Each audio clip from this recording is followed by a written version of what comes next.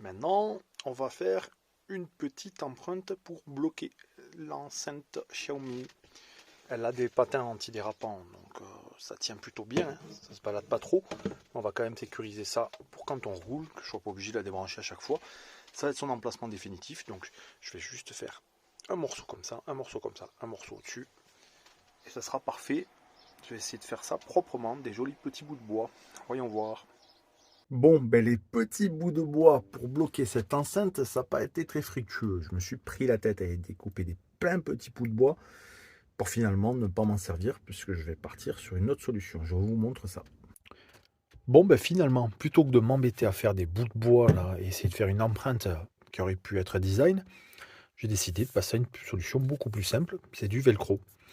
Donc, je mets une première partie en dessous et je vais mettre une autre partie là.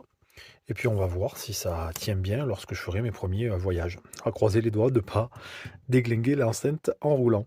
Mais je pense que ça devrait le faire. Le velcro, ça va être quand même beaucoup plus simple que les bouts de bois.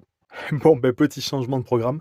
J'ai dû mettre des velcro en longueur pour avoir quelque chose de stable. Parce que quand je mettais qu'un seul point au milieu, bah, ça se baladait, c'était pas stable et du coup c'était pas top. Là on les voit un tout petit peu en dessous, quoique quand je vais enlever ça devrait être bon, mais surtout ça va être beaucoup plus stable. Et voilà, c'est repositionné légèrement derrière là, les scratchs pour pas qu'on les voit devant. Là, à l'appui ça a l'air stable, à part quand on appuie devant ça bouge un petit peu. Mais bon, on va voir ce que ça donne à l'usage. Le but c'est qu'en roulant ça ne prenne... Le micro est mis en veille. Oui, pardon. En roulant il ne faut pas que ça soit gênant, que ça se balade. Donc verdict demain.